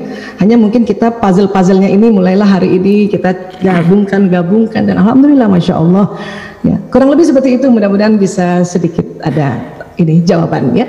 Baik. Sebuah pencerahan yang sangat luar biasa bagaimana sebenarnya fungsi otak yang ada di laki-laki dan juga perempuan. Dan kali ini kita ke Buya. Buya, tadi Ibu Maria mengafirmasi bagaimana tentang reinterpretasi dari sebuah ayat Ar-Rijalu Qawwamuna 'alan Nisa menjadi ditata ulang kembali penerjemahannya, dan kemudian juga menghendaki bahwa sekarang ini ayat Al-Quran hidup dalam pengertian progresif, bagaimana mengikuti perkembangan zaman. Silakan Buya.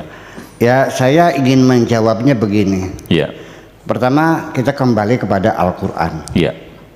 Ya, sebagai firman Tuhan. Kemudian juga melakukan reinterpretasi terhadap firman-firman Tuhan ini. Satu bagi saya standarnya, ketika ada putusan hukum dan kita merasakan tidak adil, itu mesti kita bela keadilan Tuhan itu. Jangan mempertahankan pemahaman orang.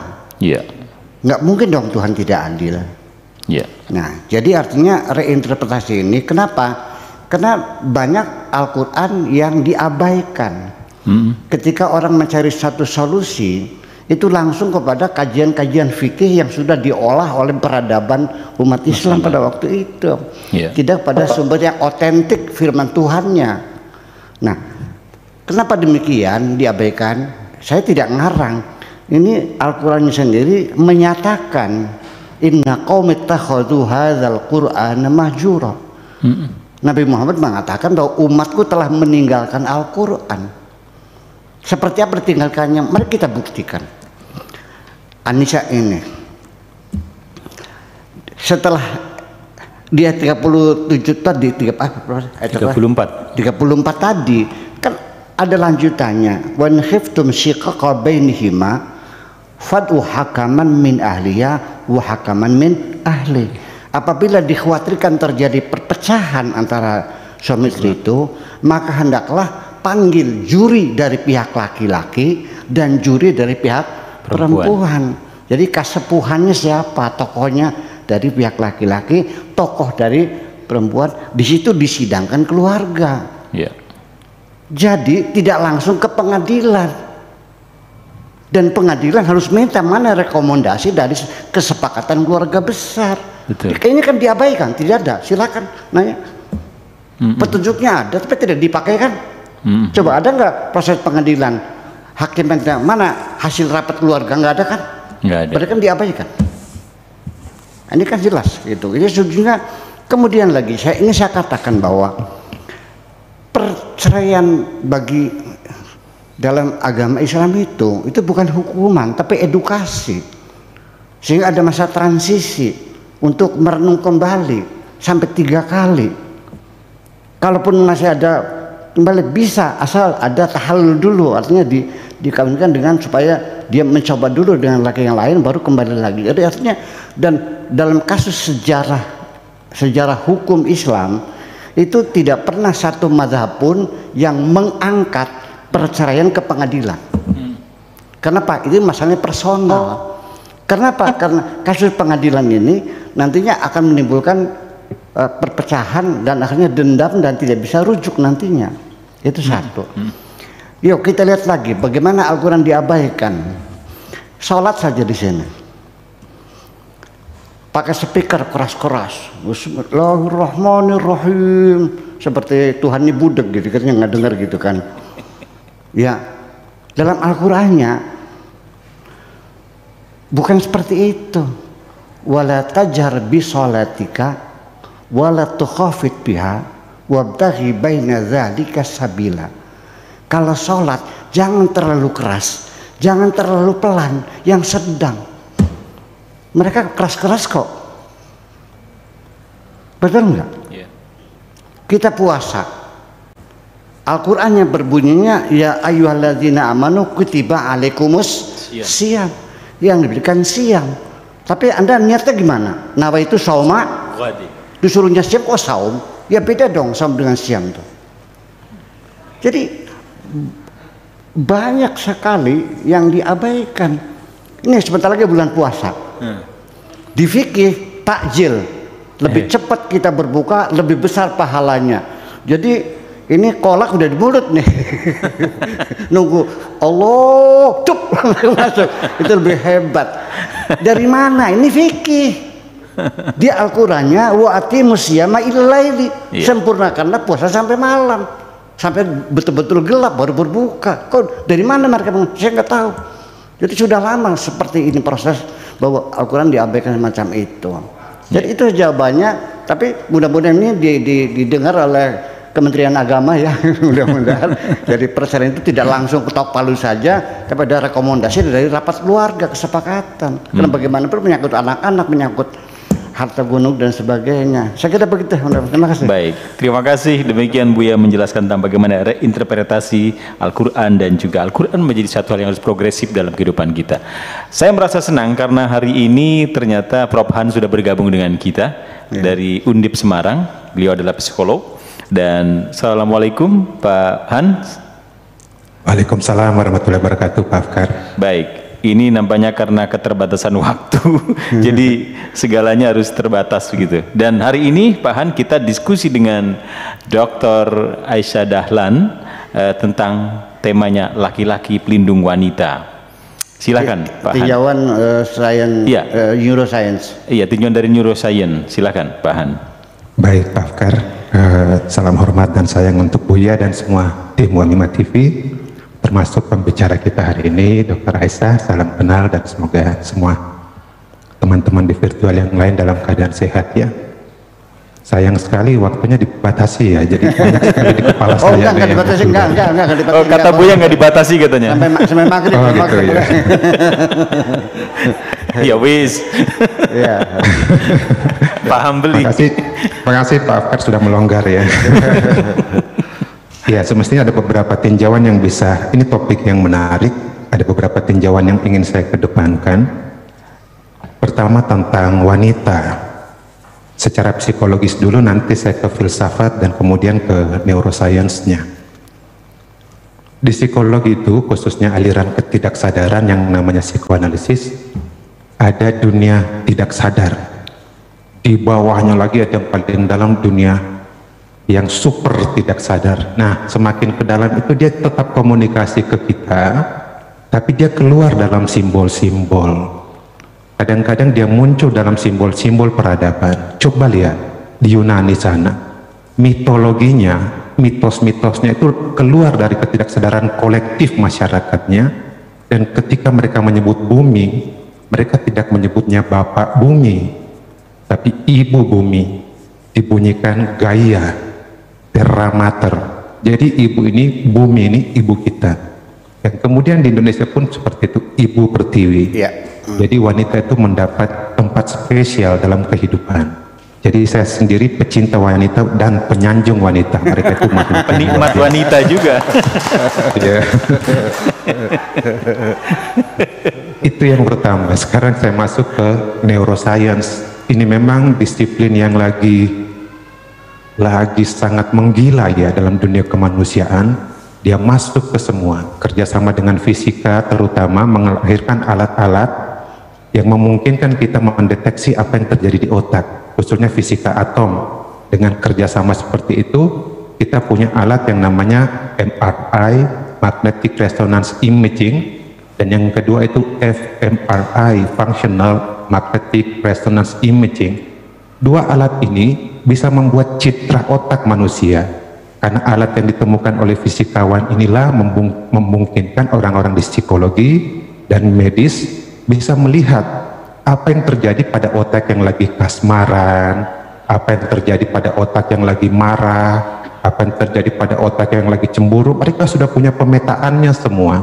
Nah, itu yang dilakukan oleh teman-teman dari neuroscience saat ini. Dan neuroscience ini dilirik oleh banyak ilmu pengetahuan. Contoh misalnya, dalam psikologi sendiri ada perkawinan antara neuroscience dan psikologi ini melahirkan neuropsikologi. Banyak sekali gangguan-gangguan itu yang diteliti di psikologis. Kadang-kadang nggak bisa kalau kita murni mengandalkan psikologis, sehingga kita perlu pastikan dulu apakah ada gangguan dalam fungsi otaknya. Nah, kalau misalnya ada gangguan, kita kerjasama dengan kedokteran untuk membenahi itu. Ada beberapa kasus juga di mana dokter sudah mengecek, ini nggak ada masalah pada otaknya, kami lihat fungsinya cukup bagus, tapi kok dia mengalami halusinasi dan lain sebagainya, berarti ini murni persoalan psikologis. Jadi kemajuan teknologi ini memungkinkan kita melakukan pemetaan-pemetaan itu. Sekarang saya mengerucut pada otak. Neuroscience di tahun 1960-an itu ada Profesor McLean misalnya di Amerika bilang, otak manusia yang sekarang ini, nanti mungkin saya tanyakan ke Buya tentang evolusi manusia dari perspektif tasawuf. Dari perspektif neuroscience mereka mengatakan otak manusia ini hasil evolusi.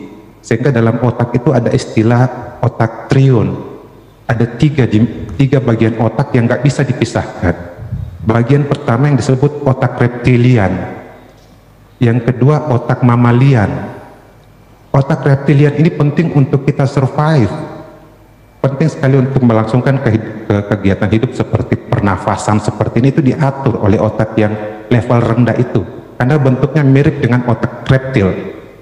Di bagian agak pangkal itu di bawah. Di bagian tengah kemudian hasil evolusi memunculkan teori, memunculkan otak yang namanya otak emosional atau otak mamalian yang tadi dibicarakan oleh Dr. Aisyah. Itu banyaknya masuk di otak emosional. Di situ ada yang namanya limbic system. Disitulah regulasi emosi semua terjadi. Dan yang lebih penting di atasnya, yang disebut otak yang membuat kita berbeda dari makhluk lain. Itulah yang disebut neokortex, yang melapisi semua itu di bagian atasnya. Itulah yang membuat kita bisa berpikir dan melakukan aktivitas-aktivitas level tinggi dalam dunia pemikiran. Neokortex ini, di bawahnya ada tadi sistem emosional, sistem limbik itu, dan di bawahnya lagi ada sistem yang mengatur regulasi kehidupan standar lah, seperti makhluk hidup pada umumnya butuh rasa takut, rasa lari dan lain sebagainya kalau ada objek menakutkan. Nah, tiga ini otak bagian yang penting. Lalu kajian-kajian neuroscience sekarang ini melihat bahwa yang namanya kesadaran manusia atau dunia kejiwaan manusia itu bisa ditelusuri bagian otak yang berkorelasi dengan itu. Misalnya mereka membuat pemetaan otak, wanita itu lebih hidup bagian otak ini, laki-laki lebih hidup bagian otak ini. Mereka ramai sekali membuat pemetaan-pemetaan seperti itu, meskipun neuroscientist sendiri banyak yang menolak pembagian-pembagian seperti itu. Mereka lihat otak ini yang penting itu bagaimana sel-sel sarafnya itu saling terkoneksi satu sama lain. Contoh misalnya ada peneliti bilang bahwa otak laki-laki itu sistem pergerakan neuronnya itu dari belakang ke depan, lalu wanita itu sistem pergerakan neuronnya itu zigzag. Lalu penelitian lagi memprotes itu, mereka bilang jangan lihat otak sebagai bagian-bagian seperti itu, yang penting itu melihat otak secara keseluruhan. Itu beda antar orang. Jangan mengklaim harus begini pada wanita, harus begini pada pria, nggak seperti itu. Jadi saya kira ya itu yang pertama. Yang harus kita lihat bahwa bagaimana koneksi otaknya, dan tadi volume otak itu nggak begitu berhubungan dengan kecerdasan dan lain sebagainya. Saya sepakat dengan itu. Yang penting itu koneksi neuron-neuron atau sel-sel saraf itu yang paling penting. Dan Buya tadi sudah menyinggung tentang jalur yang dibuat itu, dan yang temuan terpenting yang perlu saya kemukakan sekarang terkait dengan neuroscience. Yang pertama ada istilah neuroplasticity. Plastik itu fleksibel, bisa berubah-ubah ke otak itu. Dari tadinya kita mengklaim otaknya orang ini kok penuh dengan kemarahan ya. Kenapa? Karena bagian otak ini menyala terus. Sebentar dulu, kalau dia rajin zikir bisa berubah, dia rajin meditasi bisa berubah. Itu temuan terkini yang mengatakan bahwa otak itu nggak kaku, dia bisa berubah-ubah kok. Nanti browsing semua neuroplasticity. Plastis itu sangat-sangat elastis kok, tergantung usaha kita. Jadi otak kita itu bisa diubah, intinya seperti itu. Jadi setiap orang terlalu punya potensial berubah, dan karena otaknya bisa diubah, jalur-jalur yang tadi kita obrolkan itu ternyata nggak fix di satu arah. Saya bisa mengubahnya tergantung kebiasaan baru yang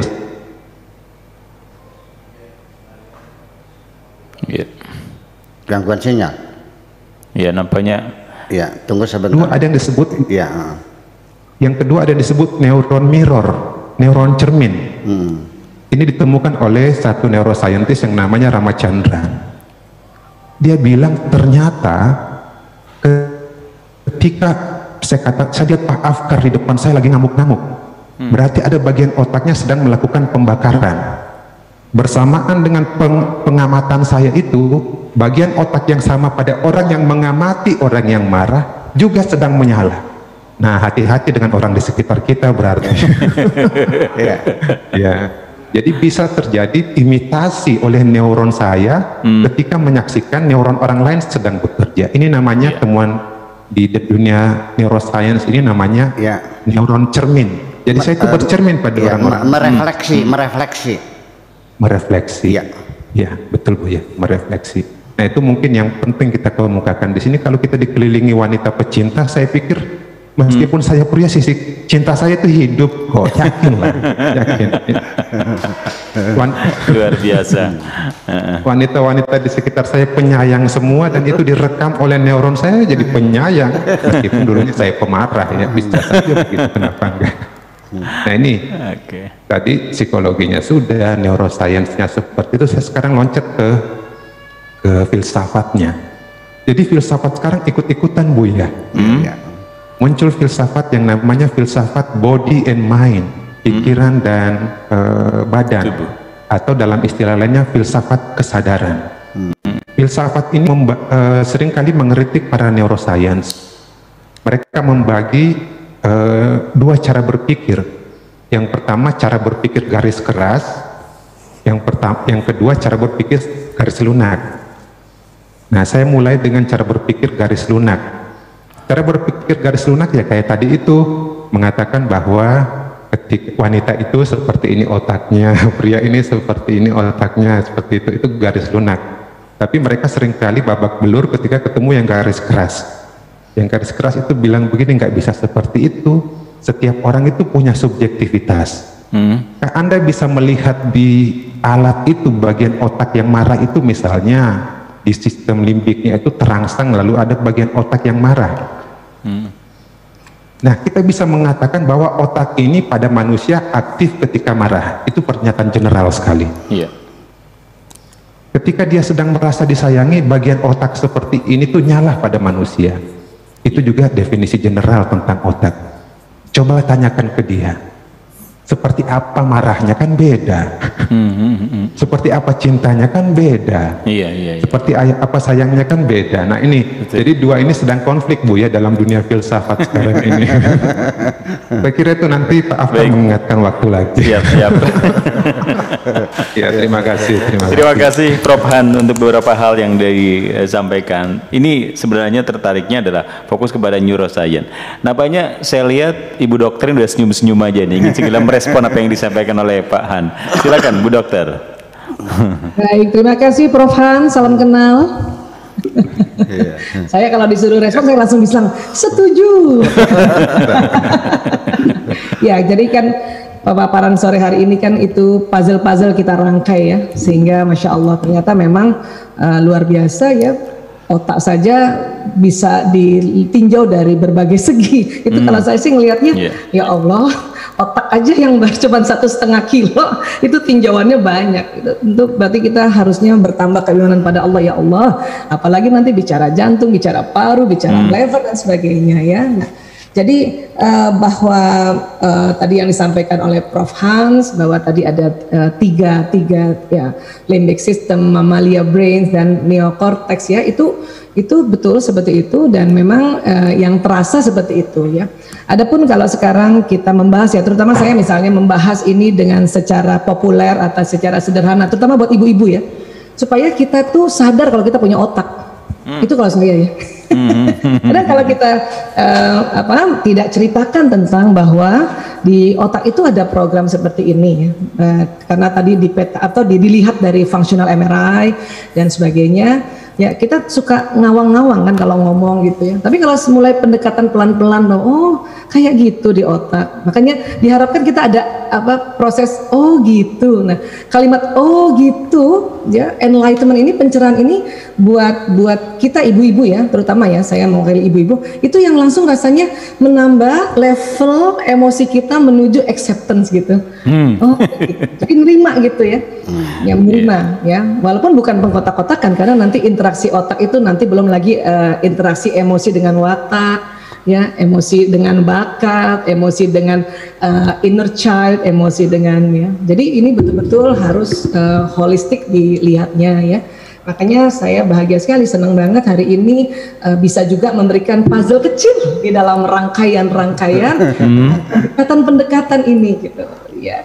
Jadi alhamdulillah ini luar biasa, dan saya dengar juga di YouTube banyak yang lihat ini Bu ya. Iya, saya dengar kabar tadi dibisik-bisik.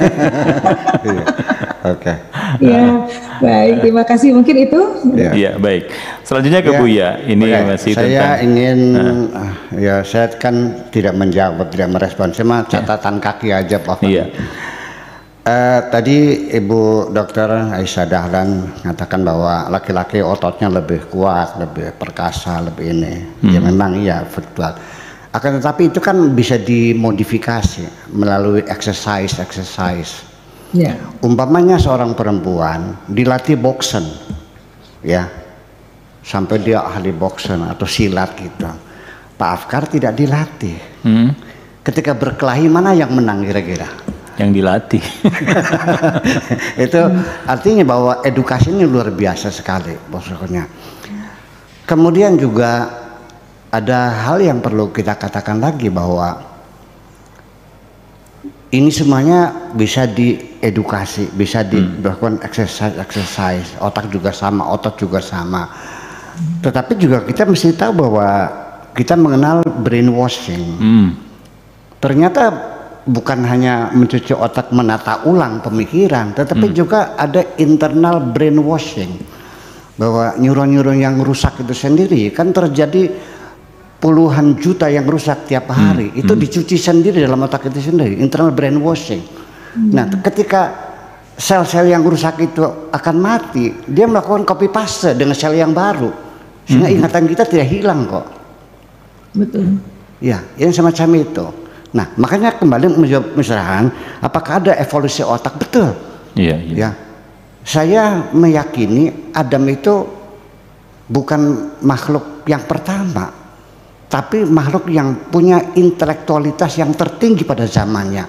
Yaitu Adam itu adalah makhluk manusia, memang sudah manusia. Saya tidak yakin dengan evolusi Darwin, tapi memang sudah manusia. Tapi ada evolusi dalam otaknya itu yang tadinya itu sangat sederhana, terus terjadi evolusi, di mana kita buktikan satu di surat Al-Alaq, wa 'allamal insana ma lam ya'lam. Tuhan mengajarkan sesuatu yang tadinya tidak diketahui oleh manusia itu. Ya kan gitu. Kemudian ketika malaikat menyangkal, segan untuk bersujud kepada Nabi Adam, di situ ditingkatkan potensi logika yang ada pada Nabi Adam itu. Wa 'allama Adamal asma'a kullaha. Nabi Adam dibikin cerdas, dididik lagi sehingga begitu dia sempurna lalu dipertandingkan dengan malaikat. Tuma aradahum alal malaikati. Situ tanya malaikat, ini apa? Ini apa? Nggak ada bisa jawab. Qalu subhanaka la ilma lana illa ma 'allamtana. Jadi di situ adalah proses evolusi otak yang sangat luar biasa, bahwa otak ini tidak pernah terbatas dan terus masih bisa berevolusi. Semakin kita berlatih, semakin gigih, kita semakin cerdas. Ya, seperti teori kita membuka hutan jalan setapak itu, semakin kita lalui maka semakin cerdas. Jadi ini juga mesti kita sumbangkan kepada kemanusiaan, bahwa kita jangan putus asa. Gak ada manusia bodoh itu, yang ada manusia malas kok. Itu neuroplasticity ya, neuroplasticity itu.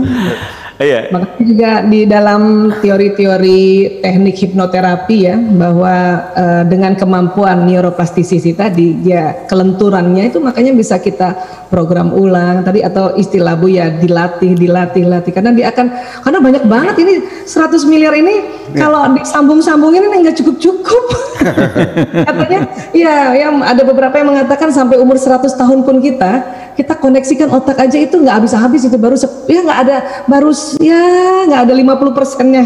Jadi artinya masih banyak banget yang bisa kita latih terus ya. Nah, itulah mungkin ya yang insya Allah tadi ya. Baik, terima kasih untuk Ibu Dokter, dan ini kita sudah molor setengah jam. Jadi artinya kita sudah harus segera berpisah karena waktu yang sangat terbatas ini. Dan kita masuk pada sesi yang terakhir, yakni berusaha closing statement. Nanti kita bicara G-spotnya, Bu Dokter. Oh iya, siap, insya Allah ya. Ini bukannya G-spot. Lebih seru lagi itu. Baik, untuk closing statement yang pertama saya berikan waktu ke Pak Hans. Silahkan Pak Hans. Ya, terima kasih sekali untuk Dr. Aisyah sudah mencerdaskan masyarakat Indonesia dengan membawa topik neuroscience ini.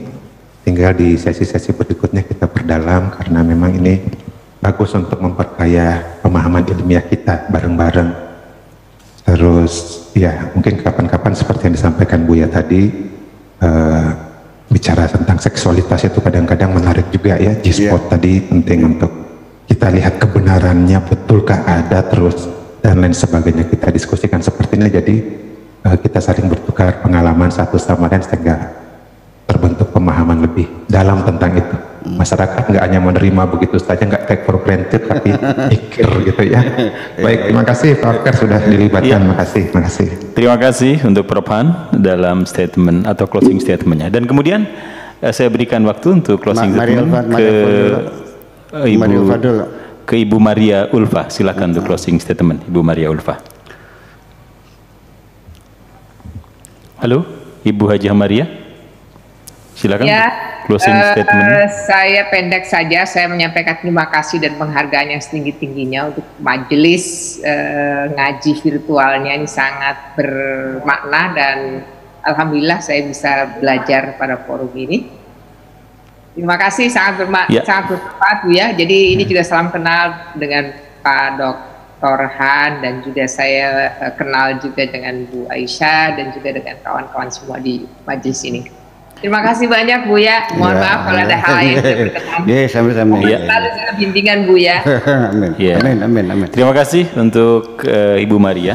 Dan berikutnya closing statement saya berikan waktu untuk Dr. Aisyah Dahlan, CHT, CM, MLT. Silakan Ibu Dokter. Baik, terima kasih. Saya ya nggak bisa berkata apa-apa ini. Senang banget karena menemukan seorang profesor yang tidak hanya bicara tentang syariatnya, tapi tarekatnya, hakikatnya, makrifatnya. Itu yang dibutuhkan ya, supaya kalau nanti ada pembahasan dia tidak patah di jalan dengan pokoknya harus gini ya. Itu yang paling susah kan kalau kita bicara pokoknya ini, padahal pokok itu bisa ada ranting dan ranting bisa makin kecil-kecil, ranting betul. nanti yang memperkaya kita punya keindahan pohon otak kita, insya Allah. Apalagi ada Prof. Has, ada Ibu Maria, wah ini luar biasa, seneng banget. Ini bakal sering-sering nih Bu ya. Baik, terima kasih, Masya Allah. Ya, terima kasih untuk Ibu Dr. Aisyah Dahlan, dan selanjutnya saya informasikan dulu Bu ya, hari ini untuk acara kita ini ternyata juga di YouTube sudah ada follower kita sebanyak 560 orang yang nonton kita kali ini. Iya. Nanti malam bisa sampai 20.000 nih. Silakan Bu ya, untuk closing jadi statement-nya. pertama-tama saya ucapkan banyak terima kasih kepada Ibu Dr. Aisyah Dahlan, Profesor Hans, Ibu Maria Ulfa, dan teman-teman semuanya. Mudah-mudahan hari ini kita bisa telah memberikan manfaat kepada sesama tentang pengetahuan ini, dan juga saya ingin memberitahu kepada Ibu Dr. Maria bahwa saya dengan Profesor Han itu ada proyek baru. Kita mau mengawinkan psikologi dengan tasawuf. Jadi bukan psikologi tasawuf, tapi psikotasawuf. Jadinya ke depan nanti kajian-kajian tasawuf itu dikemas dengan metodologi, dengan sistematika psikologi. Seperti perkawinan neuroscience dengan filsafat, neuroscience dengan psikologi. Nah, ini dalam waktu dekat nanti mudah-mudahan Pak Han bisa mempercepat kerjanya. Dalam waktu dekat kita melahirkan pemikiran baru, psikotasawuf, insya Allah akan banyak bermanfaat untuk manusia. Amin. Saya kira gitu saja. Terima kasih. Assalamualaikum warahmatullahi wabarakatuh. Waalaikumsalam warahmatullahi wabarakatuh.